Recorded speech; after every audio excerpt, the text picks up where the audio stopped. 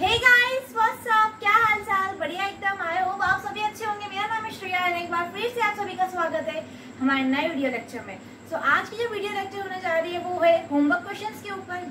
जब हमने Bernoulli differential equation का लेक्चर कंप्लीट किया था तो उसके एंड में मैंने आपको 2 होमवर्क क्वेश्चंस दिए थे जो आपको सॉल्व करने के लिए कहा गया था। आई होप आपने वो सॉल्व कर लिए होंगे। And here is a solution video. मेरे पास कुछ बच्चों की रिक्वेस्ट आई थी कि मैम आप सॉल्यूशन वीडियो के ऊपर लेक्चर बना दीजिए, तो ये है हमारे 2 क्वेश्चंस के सॉल्यूशन। आई होप आपके आंसर सही आए होंगे। चलिए देखते हैं कि अब हमारे क्वेश्चंस का आंसर क्या आएंगे और इसे कैसे सॉल्व करेंगे। ओके, चलिए सबसे पहली मेथड है हमारा। पहले हम क्वेश्चन को देखते ही हमको क्वेश्चन दिया हुआ है जिसको हमको बर्नौली डिफरेंशियल इक्वेशन से सॉल्व करना है। ठीक है, मैंने क्या कहा था आपको कैसे पहचानना रहेगा? डेरिवेटिव कोफिशिएंट को देखकर कि किस फॉर्म में बनेगी, dy बाई dx के फॉर्म में बनेगी या फिर dx बाई dy के फॉर्म में बनेगी। अब यहाँ पर आप देखिए आपका डिफरेंशियल कोफिशिएंट जो है, डेरिवेटिव कोफिशिएंट जो दिया हुआ है वो है dy बाई dx के फॉर्म में। तो हमारी बर्नौली डिफरेंशियल इक्वेशन इस फॉर्म में बनेगी। बेसिकली इसी फॉर्म में हमें बर्नौली डिफरेंशियल इक्वेशन दी रहती है। ठीक है, अब देखिए इस टाइप के डिफरेंशियल इक्वेशन में p एंड q क्या होते हैं? x के फंक्शंस होते हैं एंड y की पावर है। क्या डिनोट कर रहे हैं यहाँ पर? y के फंक्शंस। यहाँ पे कुछ भी आ सकता है, जरूरी नहीं है कि यहाँ पर y की पावर n में फंक्शन है। यहाँ पर ये y का जो फंक्शन रहता है वो एक्स्ट्रा रहता है, तो हमको क्या करना है, इसको रिमूव करके लीनियर फॉर्म में चेंज करना रहता है। अब देखिए ये वाले डिफरेंशियल इक्वेशन के क्वेश्चन को देखिए आप। यहाँ पर RHS में ये हमारा p है, ये q है, ये हमारे पास y का फंक्शन एक्स्ट्रा है एंड एक ये y का फंक्शन है। अब हमें पता है कि RHS में जो हमारे पास एक्स्ट्रा फंक्शन रहता है उसको हम रिमूव कैसे करते हैं? पूरी इक्वेशन को जो एक्स्ट्रा फंक्शन है उससे डिवाइड करके। ओके, तो हम क्या करेंगे, पूरी इक्वेशन को कॉल स्क्वायर y से डिवाइड कर देते हैं। तो ये क्या हो जाएगा, 1 by cos square y dy by dx plus x के अपॉन में cos square y into sine 2y is equals to x cube. समझ में आया? अब हमारी पूरी इक्वेशन कैसे बनी? जो एक्स्ट्रा y का फंक्शन था उससे पूरी इक्वेशन को डिवाइड करके। ठीक है, अब इसको सिंप्लीफाई करते हैं। अब 1 बाय कॉस स्क्वायर y क्या हो जाएगा? Sec square y। तो मैंने यहाँ लिख दिया sec square y dy by dx plus x के अपॉन में cos square y into sine 2y is equals to x cube. Okay, अब मैंने आपको बताया था कि इस स्टेज पर पहुंचने के बाद आपको क्या करना है, p वाली जो टर्म है उसके साथ हमारा y का फंक्शन जो भी है उसको आपको क्या सब्स्टिट्यूट करना है। और सब्स्टिट्यूट इस वे में करना है कि जब आप उसको डिफरेंशिएट करो विद रिस्पेक्ट टू x तो आपकी फर्स्ट वाली टर्म क्या हो जाए, रिप्लेस हो जाए। अब हमारे पास p के साथ कौन सी टर्म है? अब हम y की टर्म को एक साथ लिख देते हैं। ये कॉल स्क्वायर y को मैंने यहाँ लिख दिया। Got it? अब मैंने कहा कि p के साथ जो y की टर्म आ रही है उसको आपको सब्स्टिट्यूट करना है और इस वे में सब्स्टिट्यूट करना है कि आपके फर्स्ट वाली टर्म क्या हो जाए, रिप्लेस हो जाए। तो अब हम इसको डायरेक्टली अगर सब्स्टिट्यूट करेंगे तो इसका differentiation with respect to x जब हम करेंगे थोड़ा कॉम्प्लेक्स होगा, तो इसको पहले हम सिंप्लीफाई कर लेते हैं। अब आपको जब आप सिंप्लीफाई करोगे इस टर्म को तो आपको क्या होगा, वे ऑफ थिंकिंग किस वे में जाना चाहिए। देखिए सबसे पहले आप सिंप्लीफाई करोगे तो आपकी स्टार्ट यहाँ से करना चाहिए कि यहाँ पर दोनों अलग अलग एंगल के फॉर्म में प्रेजेंट है। यहाँ पर साइन एंड कॉस तो है लेकिन वो डबल मतलब अलग अलग एंगल में, ये डबल एंगल के फॉर्म में, ये सिंगल एंगल के फॉर्म में। तो पहले कोशिश कीजिए कि यहाँ पर जो ट्रिग्नोमेट्रिक फंक्शन है दोनों, इसको क्या करें हम सिंगल एंगल के मतलब दोनों कॉमन एंगल के बीच में क्या कर ले, कन्वर्ट कर ले। या तो इसको डबल एंगल में कर ले या फिर इसको सिंगल एंगल में कर ले, मतलब कुल मिला के दोनों के एंगल को क्या कर ले, हम सेम कर ले। तो क्या होगा, उससे इजी रहेगा। अब एक एंगल इसमें डबल के फॉर्म में, एक सिंगल के फॉर्म में, तो थोड़ा सब्स्टिट्यूट करेंगे तो डिफिकल्ट हो जाएगा। इसको तो सब्स्टिट्यूट करने में डिफिकल्ट हो मतलब इजी रहेगा कि पूरी टर्म को मैंने t लिख दिया, लेकिन जब हम डिफरेंशिएट करेंगे तो हमको इस वे में करना है कि ये वाली टर्म क्या हो जाए, रिप्लेस हो जाए। तो क्या होगा, थोड़े कॉम्प्लेक्शंस आ सकते हैं। तो हम शुरू से यही कोशिश करते चलते हैं कि पहले इसको सिंप्लीफाई कर लेते हैं देन सब्स्टिट्यूट करेंगे। ओके, तो हम ऐसे फॉर्म में सब्स्टिट्यूट करेंगे ये इजी रहे। यहाँ पर किस फॉर्म में हमारे पास एंगल है, सिंगल एंगल के फॉर्म में, तो हम कोशिश करेंगे कि हम दोनों टर्म्स को किस में कर लें, सिंगल एंगल के फॉर्म में। अब इसको तो सिंगल एंगल में ऑलरेडी है, इसको सिंगल एंगल में करना पड़ेगा। तो साइन 2x का फॉर्मूला क्या होता है, 2 sin y, 2 sin 2x का फॉर्मूला होता है 2 sin x cos x। तो sin 2y का फॉर्मूला क्या होगा, 2 sin y cos y। Okay, तो इसकी जगह पर हम लिख देते हैं 2 sin y cos y। Okay, and upon में आपके पास है cos स्क्वायर y। अब एक cos से एक cos क्या हो जाएगा, कैंसिल हो जाएगा। तो ये cos मैंने हटा दिया एंड यहाँ से स्क्वायर हटा दिया। अब यहाँ पर देखिए दोनों सिंगल एंगल के फॉर्म में हो गए। अब हम यहाँ पर सोचिए कि क्या और ये सिंप्लीफाई और ज्यादा हो सकता है। हाँ हो सकता है, sin y by cos y, इसको हम tan y लिख सकते हैं।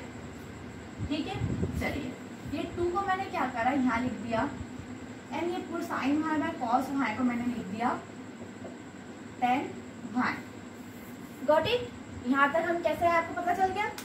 अब हमारी वो स्टार्ट होती है प्रोसेस जहाँ पर हम p के साथ वाली टर्म, जो y की टर्म है p के साथ, उसको हम क्या करेंगे, सब्स्टिट्यूट करेंगे और इस वे में सब्स्टिट्यूट करेंगे कि हमारी फर्स्ट वाली टर्म क्या हो जाए, रिप्लेस हो जाए। ओके, अब यहाँ पर p के साथ ये हमारा p बन गया, 2x क्या बन गया, हमारे पास p बन गया एंड ये 2 कहाँ से आया आपको पता है ना, जब हमने sin 2y को ओपन किया था तो 2 sin y cos y आया।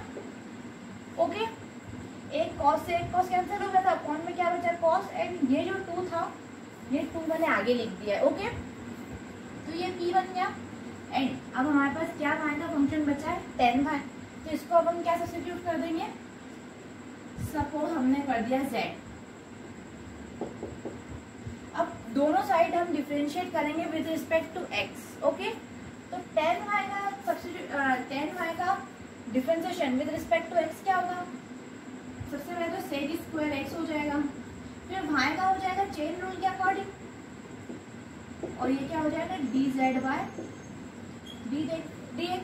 अब देखिए हमने जब ये सब्स्टिट्यूट करा तो हमारी फर्स्ट वाली टर्म एज इट इज बन गई। देखिए सेक स्क्वायर y आएगा यहाँ पर, सॉरी, क्योंकि tan y का सब्स्टिट्यूशन किया ना हमने जब tan y का डिफरेंशिएशन किया तो ये चेन रूल के अकॉर्डिंग होगा, पहले tan का होगा देन y का होगा। तो tan का डिफरेंशिएशन क्या होगा, सेक स्क्वायर y, क्योंकि यहाँ पर एंगल y है, then dy by dx is equals to, इसको करेंगे dz बाई dx। तो ये देखिए ये वाली जो टर्म है वो एज इट इज यहाँ पर है, तो इसको हम सब्स्टिट्यूट कर देंगे dz बाई dx से। ओके, चलिए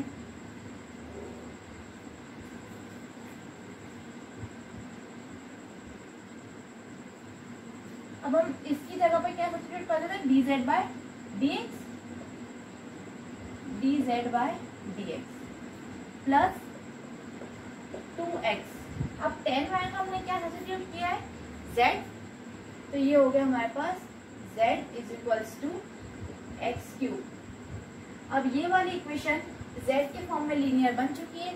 अब जैसे हम सॉल्व करते थे इंटीग्रेटिंग फैक्टर निकालकर, आपको सेम आगे वही प्रोसेस से सॉल्व करना है। तो चलिए अब हम करते हैं कि इंटीग्रेटिंग फैक्टर कैसे निकालते हैं।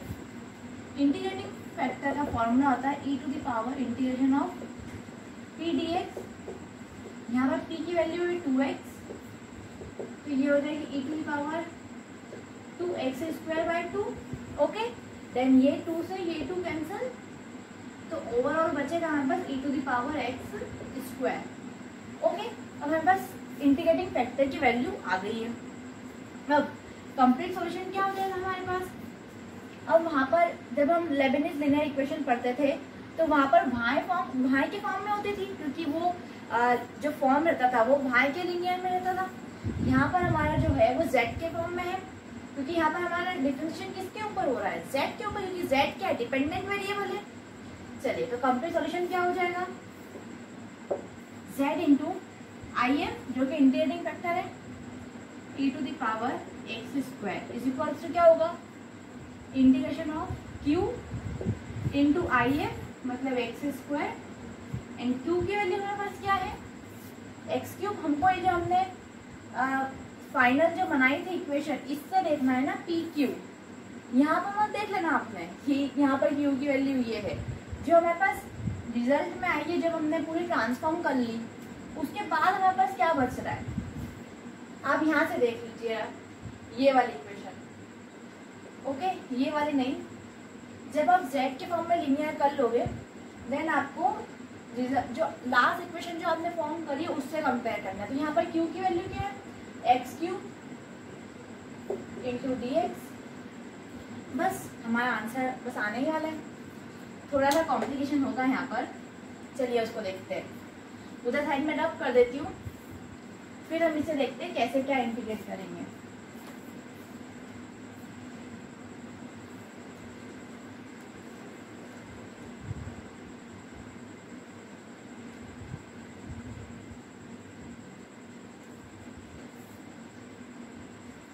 अब यहाँ पर देखिए आप, जब इधर साइड आप इंटीग्रेट करने की कोशिश करोगे with the help of ILATE rule, जो कि ये कहता है,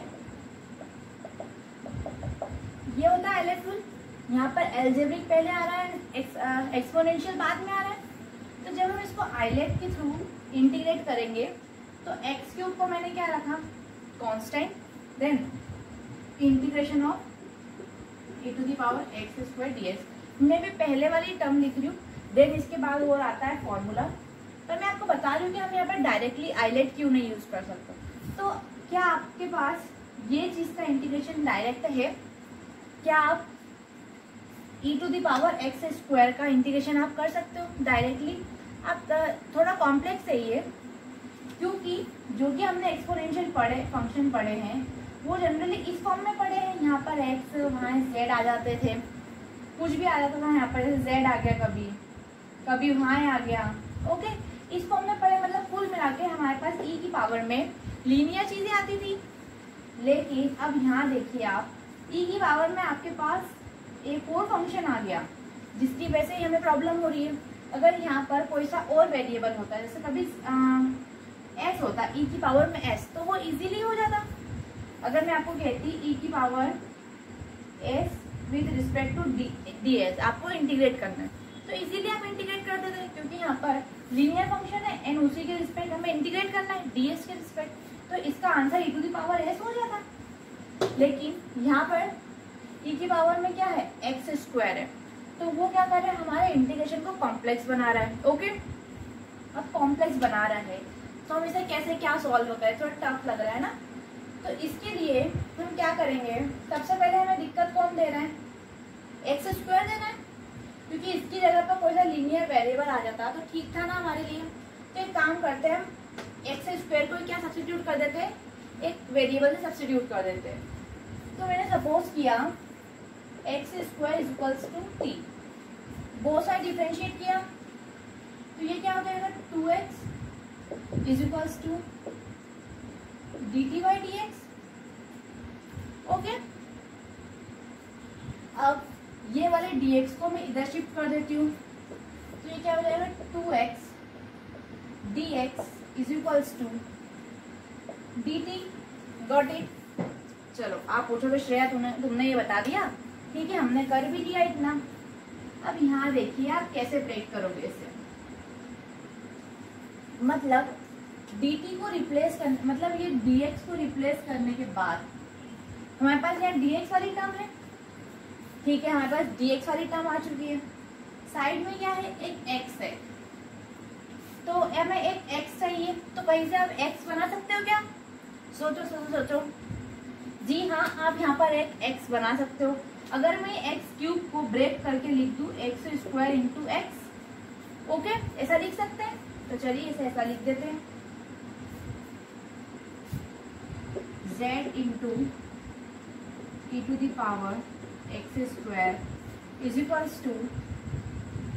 ये क्या हो जाएगा हमारे पास, x dx, इसको मैंने लिख दिया x² e⁻x² × x dx।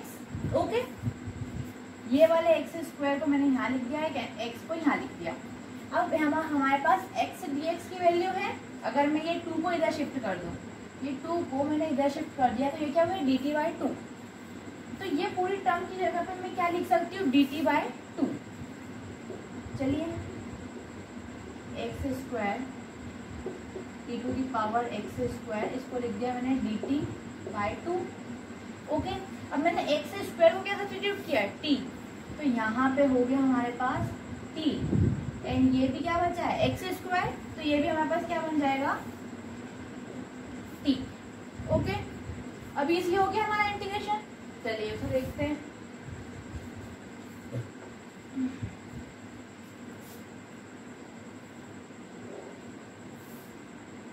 z e to the power x square is equals to integration of t e t dt। इधर मैंने 1/2 बाहर निकाल दिया। अब इसको इजीली इंटीग्रेट कर सकते हैं हम by the help of ILATE. 1/2 as it is, ILATE के फॉर्म से मैं इसको ओपन करके इंटीग्रेट कर रही हूँ। Okay, integration of e to the power t dt, ये टर्म आएगी तो इसका इंटीग्रेशन क्या होगा e to the power t, तो मैं डायरेक्ट लिख रही हूँ। क्यों, क्योंकि मेरे पास स्पेस की प्रॉब्लम है। ठीक है, माइनस इसका डिफरेंशिएशन क्या होगा 1, एंड यहाँ पर इंटीग्रेशन किसका रहेगा e to the power t dt। Okay, अब इसका इंटीग्रेशन वापस से e to the power t होगा। चलिए इसे वापस से रब करके हमें लिख देते हैं e to the power t। Okay, अब हमारे पास इंटीग्रेशन आ चुका है। अब हमें t को सब्स्टिट्यूट कर देते हैं हम, तो ये क्या हो जाएगा 1/2, टी को कितना सब्स्टिट्यूट किया एक्स स्क्वायर से, एक्स, एक काम करते हैं यहाँ पर भी हम क्या करते हैं e to the power t common निकाल लेते हैं, एंड t माइनस 1। अब सब्स्टिट्यूट करेंगे हम, तो t की जगह पे एक्स स्क्वायर, गॉट इट। अब हमारे पास इधर साइड क्या टर्म चल रही है z into e to the power x square. अब z को भी हमने एक वेरिएबल सब्स्टिट्यूट किया था, हम z के फॉर्म में आंसर नहीं दे सकते क्योंकि हमारे पास जो क्वेश्चन गिवन था उसमें z कहीं पर भी था क्या, नहीं था, तो हमारे आंसर में z आ नहीं सकता है। ओके, तो z को हमने इससे रिप्लेस किया था, हम उससे रिप्लेस कर देते हैं। z को हमने किससे रिप्लेस किया था, आई थिंक tan के फंक्शन से किया था, एक बार देख लेते हैं।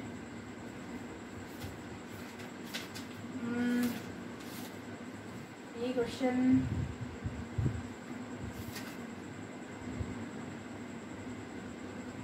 हाँ tan से किया था हमने। चलिए, तो इधर साइड अब हम रब करते हैं।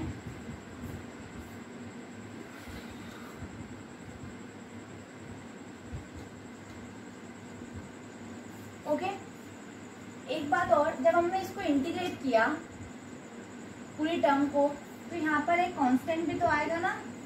ओके, इंटीग्रेटिंग कांस्टेंट, तो z को अब हम वापस से उसकी वैल्यू पुट अप कर देते, तो ये क्या हो जाएगा tan y into e to the power x square is equals to 1/2 e to the power x square minus 1 plus c।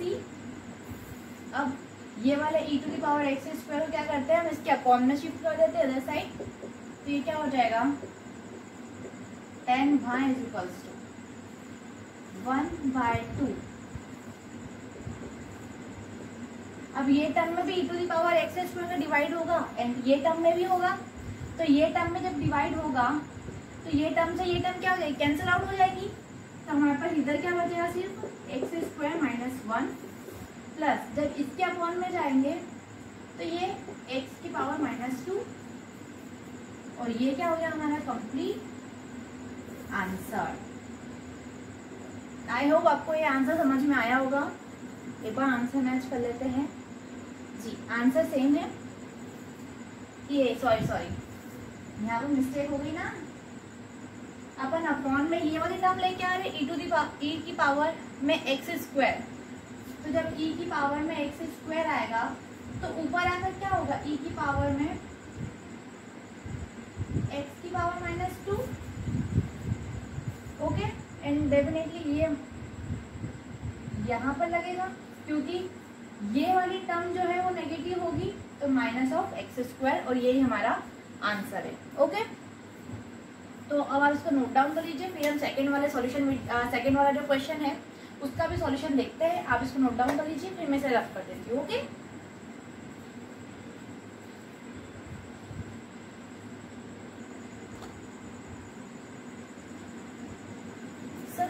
ये रहा हमारा homework question 2, homework question number 2 जो हमने बर्नौली इक्वेशन के लेक्चर में मैंने आपको दिया था। तो ये हमारा क्वेश्चन नंबर 2 है। आई होप आपने इसको भी सॉल्व कर लिया होगा और इसका आंसर आपका आ चुका होगा। चलिए अब हम देखते हैं। सिमिलरली यहाँ पर भी बर्नौली इक्वेशन से हम कंपेयर करेंगे एंड हमारे पास एक्स्ट्रा टर्म हम फाइंड करते हैं। ठीक है, हमारे पास ये P है, ओके समझ में आया, ये P है एंड ये Q है, समझ में आ गया। अब हमारे पास एक्स्ट्रा टर्म क्या आ गई है, y स्क्वायर। तो इसको हम क्या करेंगे, रिमूव करेंगे by dividing the whole equation with the help of y square, ताकि हमारे पास Q के साथ जो एक्स्ट्रा टर्म है y का फंक्शन है वो हट जाए। चलिए ठीक है, y स्क्वायर से अब हम डिवाइड कर देते हैं। तो ये क्या हो जाएगा, 1 by y square dy by dx plus 2y by y square into x is equals to x square sine x। Got it. अब सेकेंड स्टेज हमारी क्या रहती है, हम p के साथ जो भी हमारे y का फंक्शन है उसे सब्स्टिट्यूट करें। ओके, लेकिन हम सब्स्टिट्यूट इस फॉर्म में करें कि वो सिंप्लीफाइड फॉर्म हो। ओके, मतलब जो हमारे पास p के साथ वाली टर्म है वो सिंप्लीफाइड हो। अब यहाँ देखिए, क्या ये टर्म सिंप्लीफाई हो सकती है थोड़ा बहुत, हाँ हो सकती है। ऊपर y है, नीचे y स्क्वायर है, तो एक y से एक y हमने हटा दिया। ओके, अब इसको हम व्यवस्थित लिख देते हैं। अपॉन x इंटू y है, तो मैंने ऐसा लिखा इसको, x का फंक्शन अलग कर दिया एंड y का फंक्शन अलग कर दिया, ताकि हमें पता चल सके कि p के साथ y का फंक्शन कौन सा है और किसको सब्स्टिट्यूट करना है। अब ये क्या और सिंप्लीफाई हो सकती है इक्वेशन, नहीं हो सकती है। ठीक है, अब हम क्या करेंगे, p के साथ जो भी y का फंक्शन है उसे सब्स्टिट्यूट करेंगे और इस वे में करेंगे कि हमारे जो फर्स्ट वाली टर्म है वो क्या हो जाए, रिप्लेस हो जाए। चलिए यहाँ पर y की टर्म हमारे पास क्या है, put 1 by y is equals to z। अब बोथ साइड हमने x के इस पर डिफरेंशिएट किया, तो ये क्या हो जाएगा, minus of 1 by y square dy by dx is equals to dz by dx। Okay, चलिए अब हमारे पास यह पॉजिटिव की टर्म है, तो ये वाले माइनस इधर से हमने शिफ्ट करके इधर लिख दिया। ओके, अब हम सब्स्टिट्यूट करते हैं, तो पहले पार्टीशन कर देते हैं, सब्स्टिट्यूट। ओके, अब इसकी जगह पर को ये लिखना है, तो ये हो जाएगा minus of dz by dx plus 2 by x into 1 by y में क्या सब्स्टिट्यूट किया है, z is equals to x square sine x. Okay, अब यहाँ पर हमारे पास आगे माइनस आ रहा है। यूजुअली हम ये वाली टर्म क्या करते हैं, पॉजिटिव लेते हैं, तो पूरी टर्म पूरी इक्वेशन में हम माइनस का मल्टीप्लाई कर देते हैं, ताकि ये थोड़ा सा सॉल्व करने में हमें अच्छा मतलब इजी लगे। चलिए, तो माइनस का मल्टीप्लाई किया तो ये हो गई dz by dx minus of 2 by x z is equals to minus of x square sine x. अब ये हमारी रिजल्ट वाली इक्वेशन बन चुकी है। इसी से हमें क्या निकालना है, नए पी एन क्यू। ठीक है, हम इंटीग्रेटिंग फैक्टर हम निकालते हैं, integrating factor is equals to e to the power integration of p. P की वैल्यू अब इस इक्वेशन से आपको देखना है पी एन क्यू, तो यहाँ पर पी की वैल्यू क्या है हमारे पास, minus of 2 by x, minus sign भी लेंगे हम। चलिए, ई की पावर में minus of 2 by x d x. तो अब यहाँ पर देखिए, माइनस को तो बाहर शिफ्ट किया, 2 को भी बाहर शिफ्ट किया, तो हमारे पास बचा क्या, अगर मैं यहाँ से ये हटा दूँ, माइनस ऑफ 2 यहाँ लिख दूँ, तो ये क्या हो गया 1 by x and 1 by x का इंटीग्रेशन क्या होता है, लॉग एक्स। ओके, अब लॉग की प्रॉपर्टी होती है, जो यहाँ टर्म रहती है वो यहाँ पर पावर बन जाती है, तो ये क्या हो जाएगा, e to the power log x का minus square power minus x square. अब ई से लॉग क्या हो जाएगा, कैंसिल आउट हो जाएगा एंड हमारे पास अल्टीमेटली क्या बचेगा, एक्स की पावर माइनस 2। हमारा इंटीग्रेटिंग फैक्टर निकल चुका है। अब हम कंप्लीट सॉल्यूशन निकालेंगे। कंप्लीट सोल्यूशन क्या हो जाएगा, z इंटू इंटीग्रेटिंग फैक्टर क्या है हमारे पास, x की पावर -2। Got it. चलिए then integration of q into integrating factor. तो पहले हम इंटीग्रेटिंग फैक्टर लिख लेते हैं इंटू q। q क्या है हमारे पास, जो हमारे पास रिजल्ट है, हमने ट्रांसफॉर्म इक्वेशन बनाई है उसी से वैल्यूज निकालना है। ओके, हमारे पास q हमारे पास क्या है, पूरी ये टर्म, लेकिन इसके बाद हमारे पास माइनस भी है, तो ये माइनस को हमने क्या करा, बाहर लिखा, एंड q की वैल्यू है x square sine x d x plus c integrating constant. अब देखिए, अब यहाँ पर -2 है, यहाँ पर +2 है, तो x की पावर ये क्या हो जाएगी, -2 + 2 जो कि हो जाएगी 0। एंड किसी भी वेरिएबल की पावर अगर 0 होती है तो वो अल्टीमेटली 1 के इक्वल होता है। तो ये वाली टर्म पूरी दोनों मिलकर क्या बन गई, 1। तो इसकी जगह पर हम लिख सकते हैं 1। तो हमको अब डायरेक्टली किसका इंटीग्रेट करना है, साइन एक्स। ओके,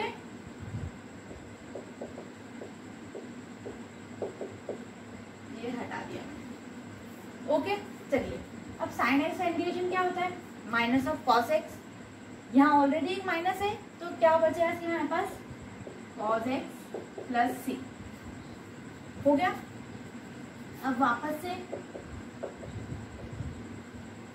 ओ सॉरी, यहाँ पर e की पावर में कंफ्यूज हो गई। पिछली बार e की पावर में लिखना भूल गई थी और यहाँ पर अब लिख दिया। सॉरी, थोड़ी सी मिस्टेक हो जाती है यार कभी कभी। ओके, अब क्या करना है, अब ये वाली टर्म को इधर शिफ्ट कर देते हैं। तो क्या होगा, ये x की पावर -2। ओके, चलिए अब -2 है तो ऊपर आके +2 बन जाएगी। तो ये पूरी टर्म में x स्क्वायर का मल्टीप्लाई हो जाएगा। अब z के फॉर्म में आंसर क्यों नहीं दे सकते, क्योंकि कभी आपसे कोई पूछे कि z के फॉर्म में आंसर क्यों नहीं दे रहे हो, तुम यहीं पे आंसर लिख दो। तो मुझे ऐसा आंसर देना कि हमें जो इक्वेशन गिवन थी उसमें z वेरिएबल नहीं था, z तो हमने चूज किया है उसको सब्स्टिट्यूट करने के लिए, इसलिए हम z के फॉर्म में आंसर नहीं दे सकते, क्योंकि z हमने वेरिएबल चूज किया था रिप्लेस करने के लिए। तो हमारे पास कौन कौन से वेरिएबल है, y and x and y है।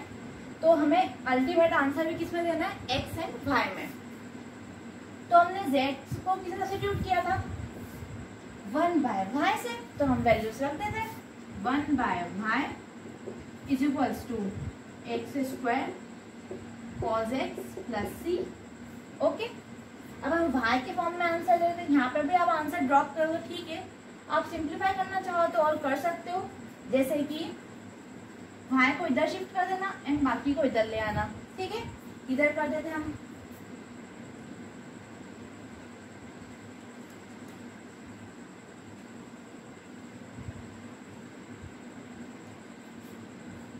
तो ये क्या हो जाएगा, y इज इक्वल्स टू 1 के अपॉन में x square cos x plus c, और ये क्या हो जाएगा हमारा कंप्लीट आंसर। ओके, ये 1 है, ये हमारा कंप्लीट आंसर है। ओके, एक बार आंसर मैच कर लेते हैं हम।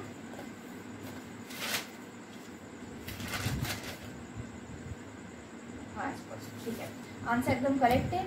आई होप आपको एक दोनों क्वेश्चन समझ में आए होंगे। आपने होमवर्क के क्वेश्चंस को अच्छे से किया होगा तो आपके आंसर ये आ गए होंगे, और अगर आपको टॉपिक थोड़ा सा कच्चा पक्का होगा तो अब पक्का हो गया होगा, क्योंकि हमने और 2 क्वेश्चन प्रैक्टिस कर लिए, ठीक है। तो आई होप आपको दोनों क्वेश्चन अच्छे समझ में आए होंगे कि हमने कैसे बर्नौली डिफरेंशियल इक्वेशन का यूज करके दोनों डिफरेंशियल इक्वेशन को सॉल्व किया। तो हम मिलते हैं हमारे नेक्स्ट वीडियो लेक्चर में। Till then take care, good bye, thank you for watching.